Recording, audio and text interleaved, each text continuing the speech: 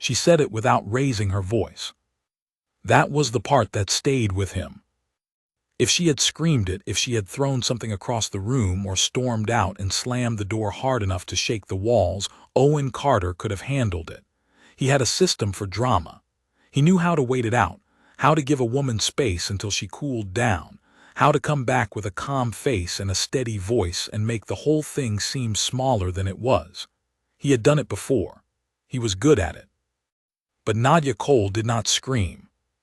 She looked at him across the small kitchen table, her hands wrapped around her tea mug, and she said it the way someone states a fact they have known for a long time.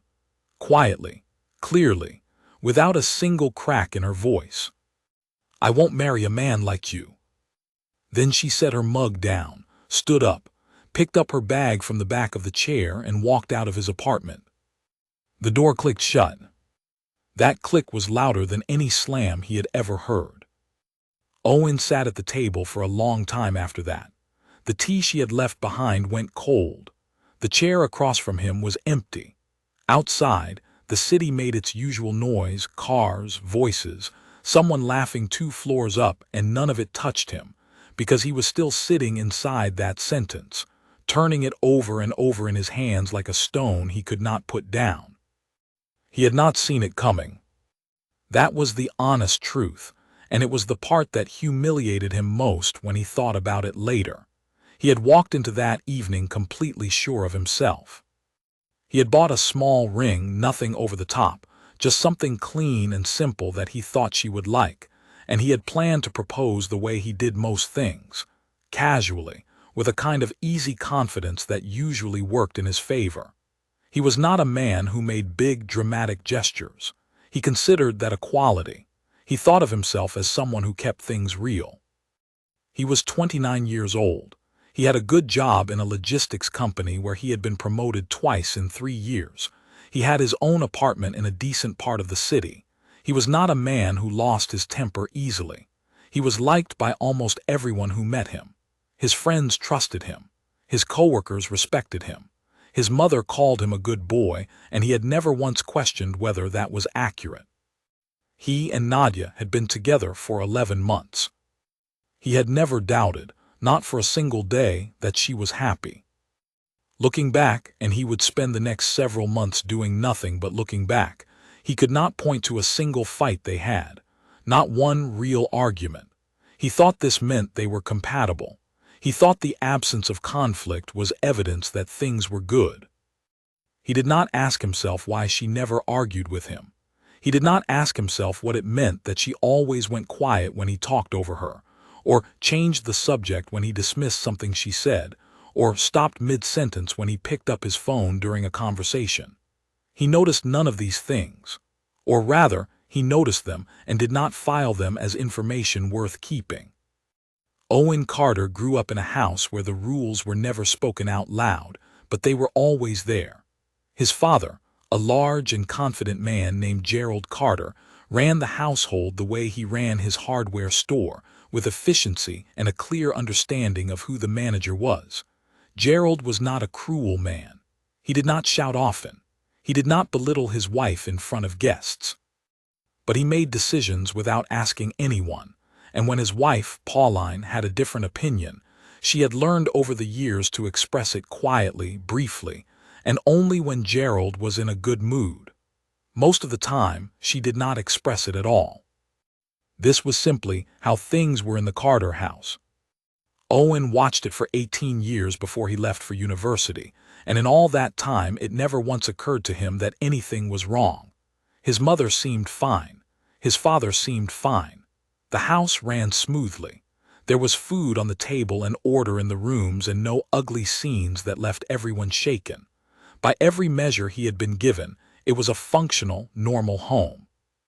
He carried that blueprint with him the way a person carries the shape of a door, so familiar you stop seeing it as a door. It just becomes the way through. He was not a bad man. This is important. Owen Carter was not selfish in the way that people who intend harm are selfish. He did not wake up and decide to be dismissive. He did not choose to fill every room with his own voice. He did not plan to make the women in his life feel small. It happened the way a river finds the lowest ground, not with intention, but with the weight of everything that had shaped it.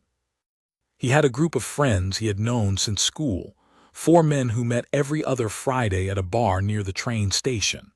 They talked about football, about work frustrations, about money and plans, and the general comedy of adult life. They did not talk about their relationships in any serious way. When one of them mentioned a girlfriend, it was usually to complain about something she wanted that seemed unreasonable, or to make a joke, or to describe with exhausted affection how much maintenance women seemed to require. The other 3 would nod and laugh and move on. This was the rhythm. Nobody questioned it. Owen fit into that rhythm perfectly. He was good at surface-level warmth. He remembered birthdays. He showed up when someone needed help moving furniture. He bought rounds without being asked. He was the kind of man people pointed to as a good friend, a solid person, someone you could count on, and in those ways he genuinely was. But there was a layer beneath that warmth that he had never examined. With women he dated, a pattern repeated itself so consistently that it had become invisible to him. He chose women who were warm but not loud. He liked when someone had opinions, but he liked them more when those opinions could be gently redirected. He was drawn to women who laughed at his humor even when it was careless. He felt most comfortable when he was the one driving the conversation, planning the weekend, deciding where to eat, choosing the film. He did not think of this as control. He thought of it as being proactive, being a planner, taking initiative. Nadia Cole was different from the women he had dated before. She was a primary school teacher with a dry sense of humor and a directness that he had found attractive right from the beginning. She said what she meant. She disagreed with him openly in the early months, and he liked that about her. He told his friends she was sharp. He said it with pride. But slowly, over those 11 months, a quieter version of the pattern had taken hold. He had not forced it. She had not surrendered to it. It had simply grown up between them like a weed through concrete, gradual, persistent, unremarkable, until suddenly it was everywhere. She had stopped disagreeing. He had stopped noticing when she went silent. The night he proposed, he had cooked dinner pasta, which he made well, and poured wine and waited for the mood to feel right. He was not nervous. He remembered not being nervous. He had reached into his jacket pocket and placed the ring box on the table and said something like, "So I've been thinking, I think we should do this properly." He had smiled when he said it, easy, confident. Nadia had looked at the ring box for a moment. Then she had looked at him. And something in her expression shifted, not dramatically, not with tears or visible pain. It was more like a door closing behind her eyes. A decision that had been sitting in a waiting room, finally standing up and walking through. She said it.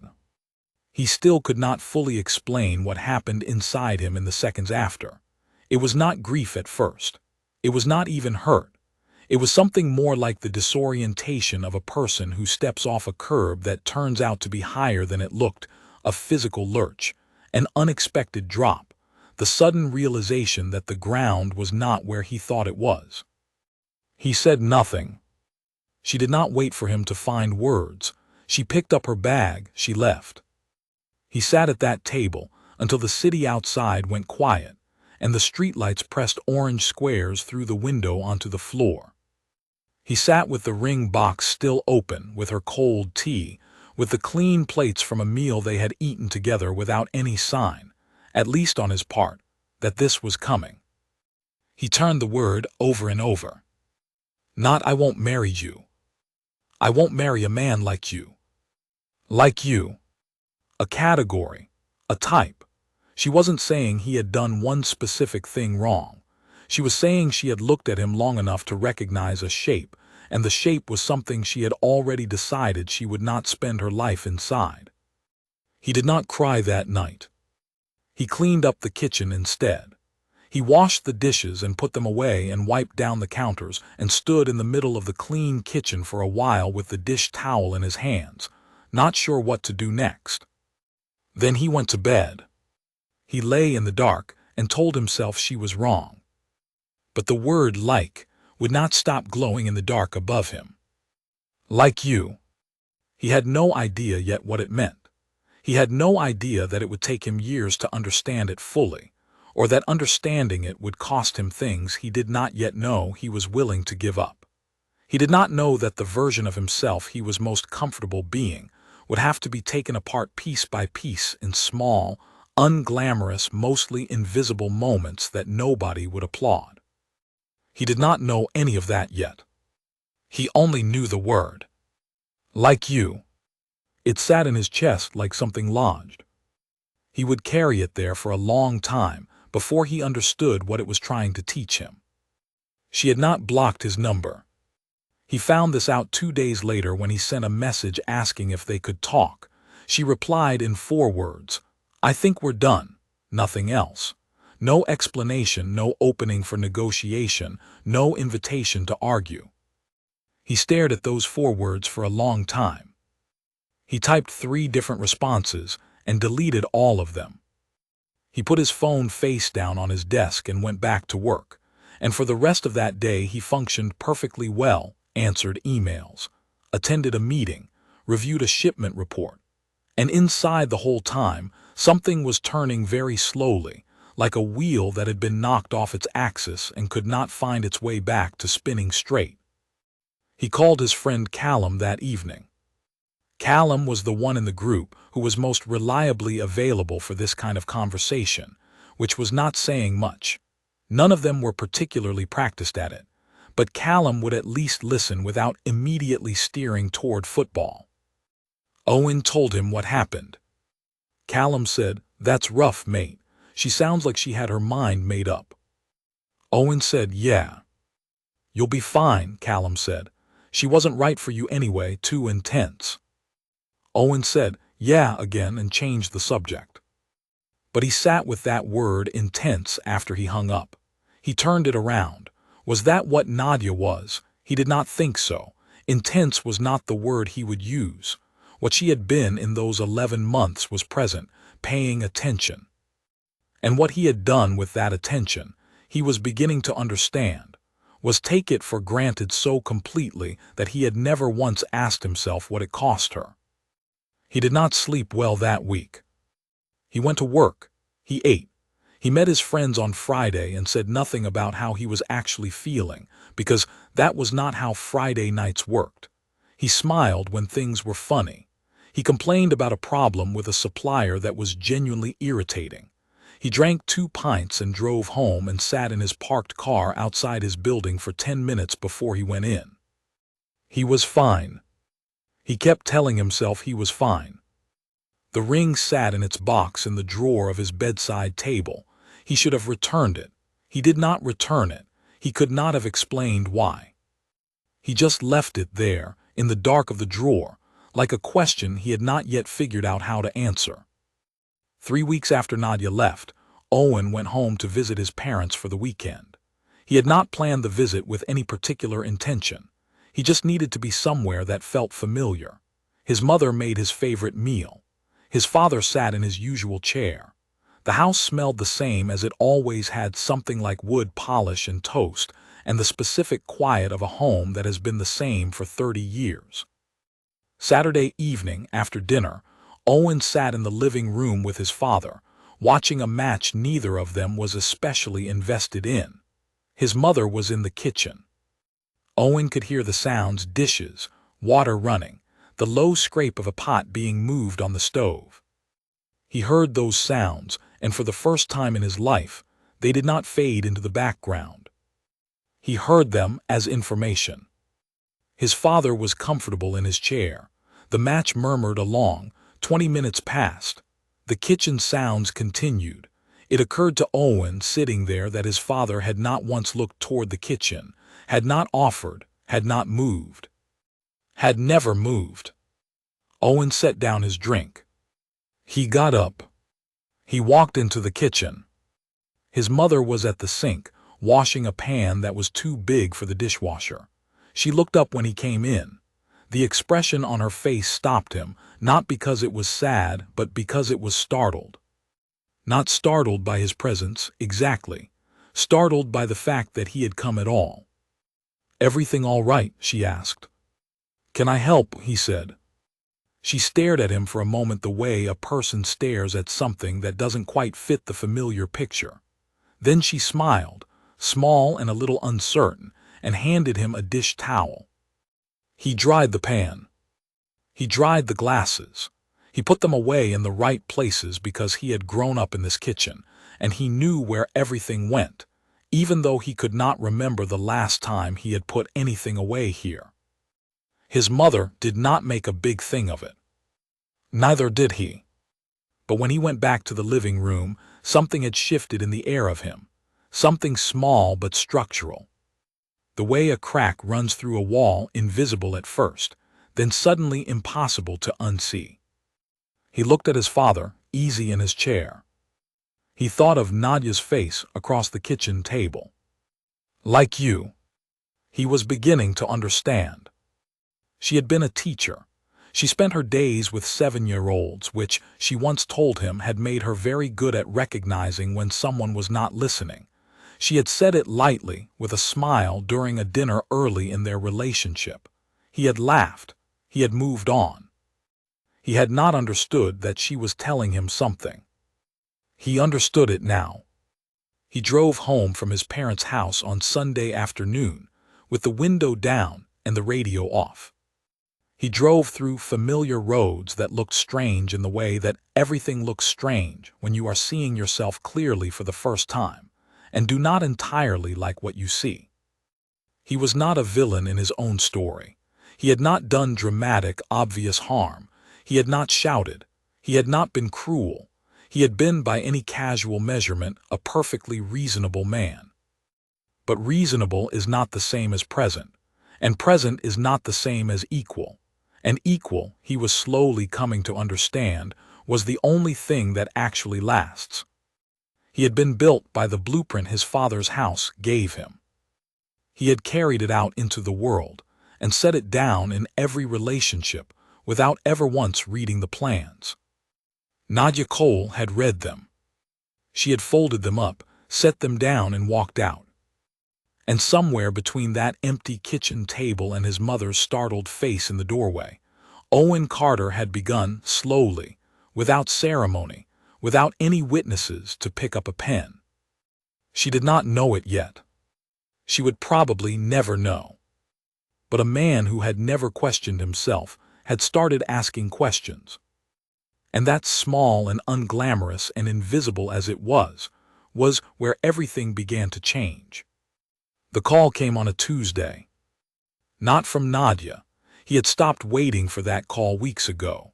This one was from a number he did not recognize, and he almost ignored it, but something made him pick up.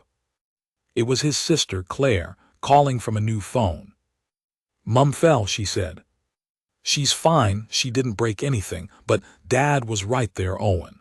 He was right there, and he didn't even get up to help her." Owen went quiet. Claire said, "I know you think I'm too hard on him." Owen said, "I don't think that anymore." A silence opened up between them on the phone. It was the kind of silence that holds a long history, years of Claire saying something was wrong and Owen telling her she was overreacting, years of Owen seeing his father through the lens his father had given him and finding nothing worth questioning. Claire said, "What?" Owen said, "I'll come this weekend, I'll talk to him." Claire went quiet for a moment. Then she said, "Who are you and what have you done with my brother?" He almost laughed. He did not laugh. He was already thinking about what he was going to say. He was a man who had been handed a version of himself and had never thought to open the box and look at what was inside. Now the box was open. The light was getting in. And there was no closing it again. 3 months after Nadia left, Owen Carter had his first honest conversation about who he was. It was not with Nadia. It was not with any of his friends. It was with a therapist named Dr. Alan Price, who had a small office on the second floor of a building near Owen's work, and who wore reading glasses that he never seemed to actually use for reading. Owen had not wanted to go. He had booked the appointment 3 times and canceled twice. The third time, he sat in his car outside the building for 11 minutes before he made himself get out. He did not know how to say what he had come to say. He sat down in the chair, looked at the man across from him, and said the only true thing he could think of. "I think I was built to be a certain kind of man, and I think that kind of man costs people things they should never have to pay." Dr. Price looked at him over the reading glasses he did not need. "Tell me about the man who built you," he said. Owen told him about his father. He talked for 50 minutes without stopping. He talked about Gerald Carter's chair and Pauline Carter's kitchen, and the 30 years of smooth, quiet, efficient erasure that had happened between them so gradually that neither of them had ever named it. He talked about Claire, who had seen it at 15 and been called difficult for seeing it. He talked about Nadia, and the ring box in the drawer, and the 2 words that would not leave him alone. "Like you." When he was done, Dr. Price said, "You came here, that's not a small thing." Owen said, "It feels small." "The work won't be," Dr. Price said. He was right. Owen went back every week. He did not tell his Friday friends. He did not announce it on any platform or make it part of his identity or wear it like a badge. He went, he sat in the chair, he talked. Some sessions felt productive. Some felt like pressing on a bruise for an hour. A few left him driving home in a silence so heavy he had to pull over and just sit with it for a while before he could continue. He read, not books with titles that announce what they are trying to teach you. He could not stomach those, but novels. Stories told from inside lives that were not his. He read a novel recommended by his sister about a woman who spent 20 years making herself smaller so the man she loved could feel larger. He read it in 2 sittings. He read it with a specific discomfort that he recognized, by now, as the feeling of truth landing somewhere it had never been welcomed before. He called Claire more often. The conversations were different from the ones they had always had. They were slower. He asked more questions. He stopped correcting her perspective on things he had once dismissed. He listened. One evening she said, "You know what's weird? You actually let me finish sentences now." He said, "I'm sorry it took me so long." She was quiet for a moment. "Don't apologize to me," she said. "I always knew you'd figure it out. I just didn't know when." He thought about that for days afterward. He had not realized that his sister had been waiting, patiently, without expectation, just waiting, for him to become someone who could actually hear her. He had not realized what it meant that she had kept calling, kept being Claire, kept showing up for a brother who had not yet learned to show up for her the same way. He added that to the list of things he owed her that had no price and could not be paid back in any currency except changed behavior. He changed his behavior. At work, he managed a small team. He had always been considered a decent manager, clear, fair, not prone to outbursts. But there was a junior analyst named Priya who had been on his team for 8 months, and who had in that time been talked over in 3 different meetings by Owen without him once registering that it had happened.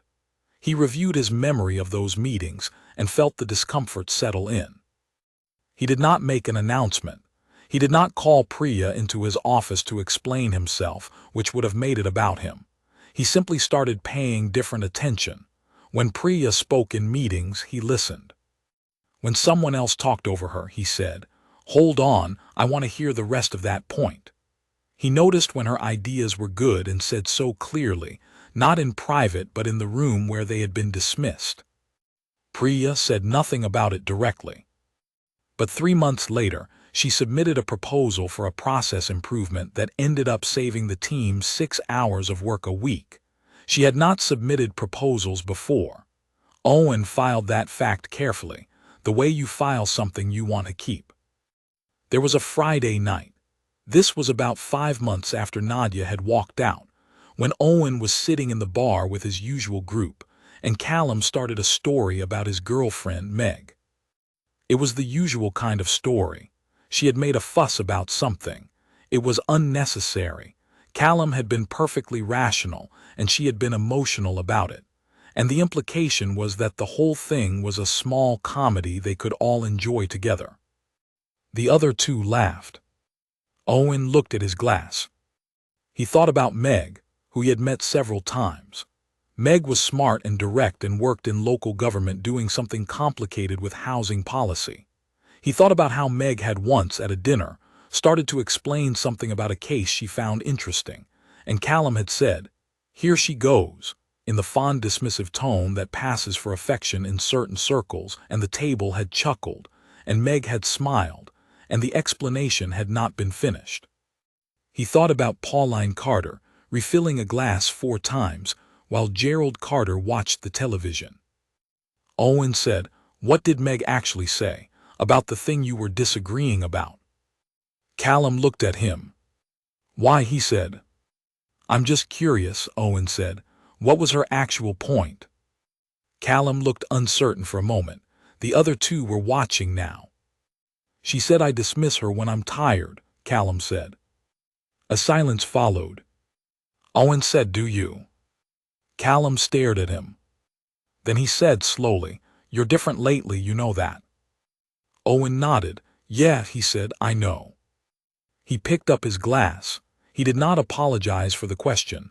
He did not smooth it over. He let it sit there in the middle of the table, in the silence that followed, and he trusted the silence to do its work. It did. Callum called him the following Thursday. He said, "I thought about what you asked. I think Meg might have a point." He did not say more than that. He said it gruffly, quickly, like someone who was unused to the shape of the admission in his mouth and wanted to get it out before he reconsidered. Owen said, "Then tell her." Callum hung up without saying goodbye. Owen took that as progress. 6 months after Nadia, Owen drove back to his parents' house. It was not a special occasion. He drove there because Claire had called and said their mother had seemed tired lately, and Owen had put the phone down and immediately got in the car. He arrived in the early evening. His father was in his chair. His mother was in the kitchen. Owen walked into the kitchen, and this time his mother did not look startled. She had learned in the months since that first evening that he sometimes came to help. She handed him the dish towel without being asked.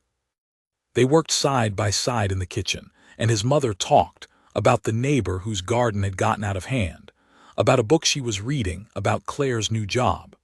She talked easily, with her hands moving and her voice light, and Owen listened, and the kitchen was full of something that had not been there before. Not the sound of a woman working alone in a room while the rest of the house rested, but 2 people occupying a space equally. His father appeared in the doorway. Owen looked at him. Gerald Carter was 63 years old, and he was not a man who came into kitchens. He had spent his life on the other side of that doorway, and the doorway had never moved.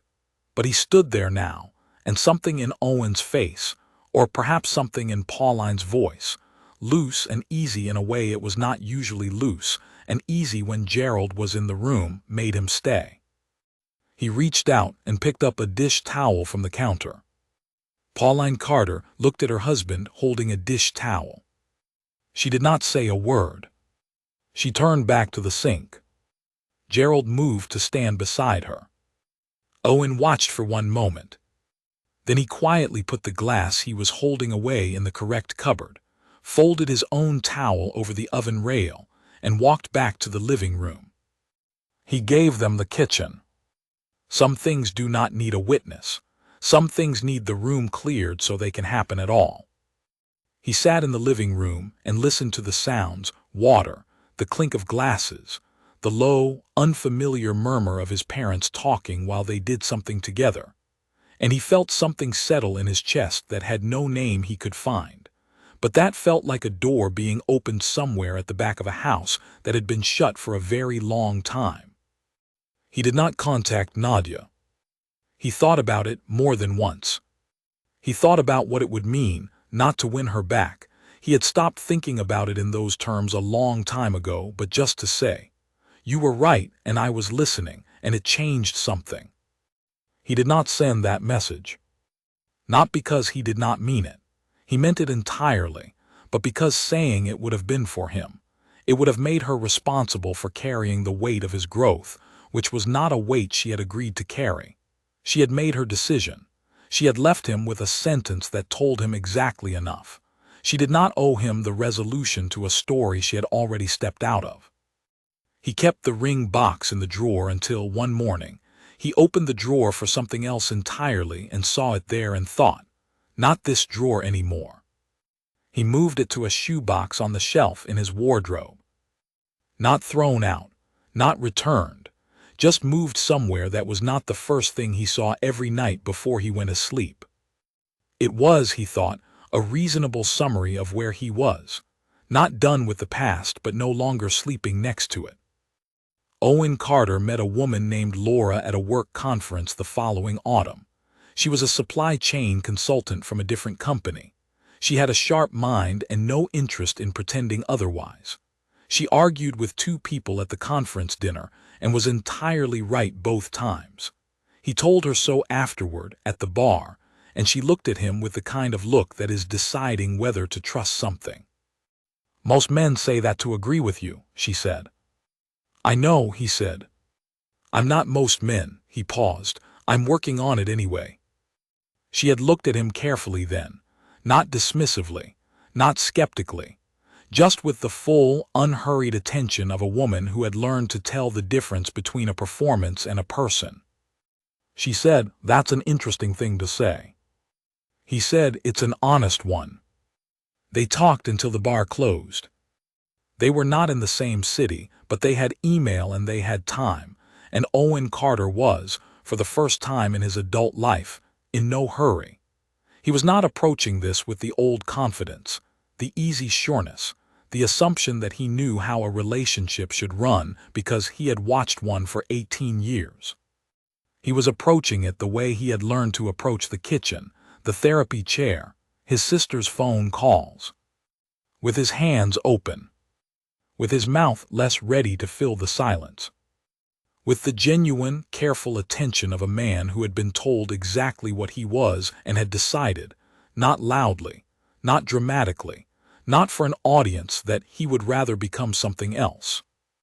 Laura came to visit in November. She stood in his kitchen while he cooked, which he did well, and she talked, and he listened, and when she said something he disagreed with, he said so directly and kindly and without the undercurrent of irritation that had once lived in his corrections. She pushed back. He considered it. He changed his mind on one point and held his ground on another. She seemed pleased, not by the agreement or the disagreement, but by the fact that both had been real. She stayed the weekend. On Sunday morning, she sat across from him at the kitchen table, the same table where, a year and 2 months earlier, a ring box had sat open while a woman picked up her bag and walked out, and she wrapped her hands around her coffee mug and said something about a difficult situation at her work, something she was trying to figure out, something that needed thinking through. Owen put down his coffee. He listened. Not for the pause that would let him speak, not for the problem he could solve, just listened. The way you listen when you have decided that what the other person is saying matters more in this moment than what you are waiting to say. Laura talked. When she was done, she said, "Sorry, I didn't mean to unload all that." He said, "Don't apologize, I wanted to hear it." She looked at him. He held the look, steady and open. She said, "You're a strange kind of good, Owen Carter."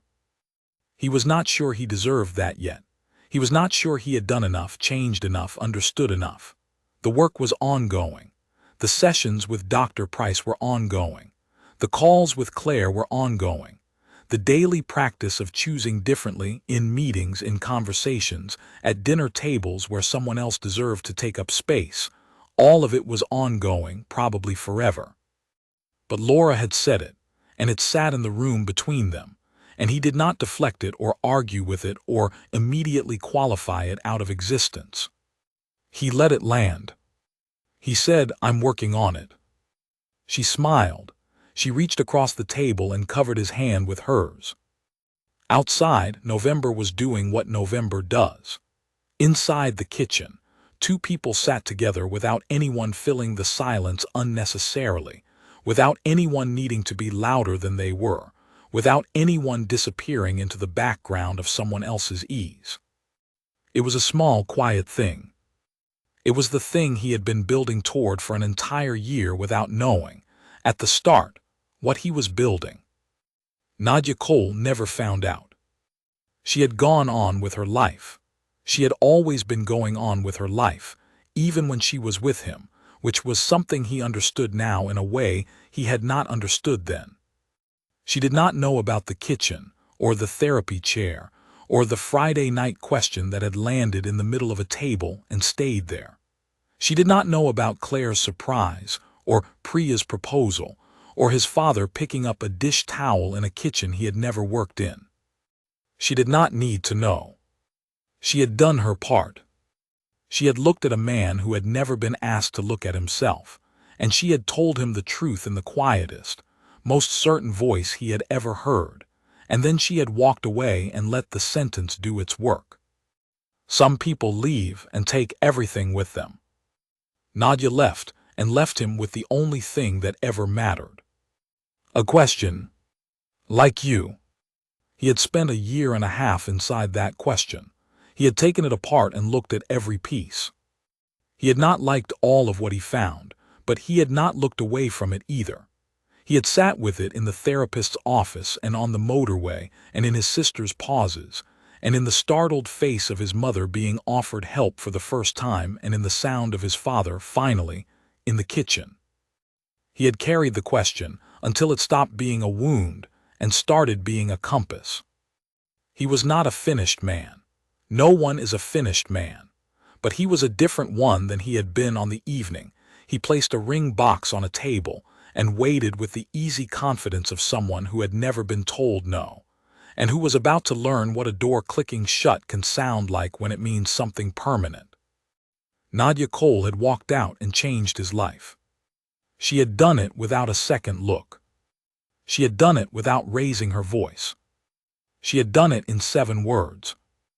And somewhere in a city she no longer shared with him, Owen Carter was becoming, quietly, daily, irreversibly, a man she might have said yes to. He thought about that sometimes. Not with bitterness. Not with longing. Just with the specific, honest gratitude of someone who was handed a mirror at exactly the right moment, even though it was the last thing he wanted, and who had learned, eventually, to be thankful for the truth of what he saw.